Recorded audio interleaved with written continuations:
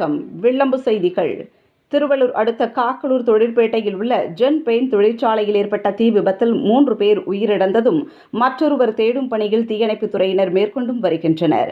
திருவள்ளூர் அடுத்த காக்கலூர் தொழிற்பேட்டையில் உள்ள gen paint தொழிற்சாலையில் இன்று சோபனா, சுகந்தி, பார்த்தசாரதி, புஷ்கர் என 4 பேர் வழக்கமாக பணியிலிருந்து வந்தனர்.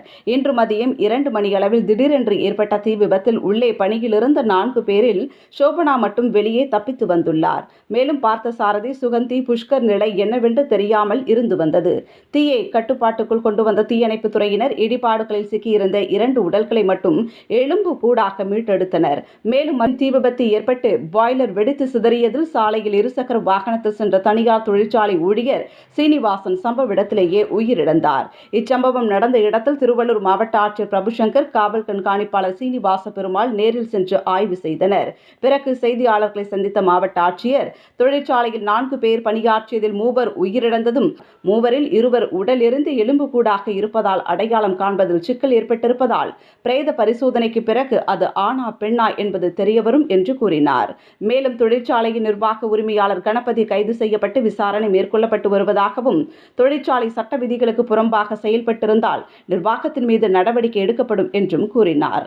மேலும் உயிரிழந்தவர்களுக்கு உரிய நிவாரணம் பெற்றுத்தர நடவடிக்கை எடுக்கப்படும் என்றும் அப்போது அவர் தெரிவித்தார்.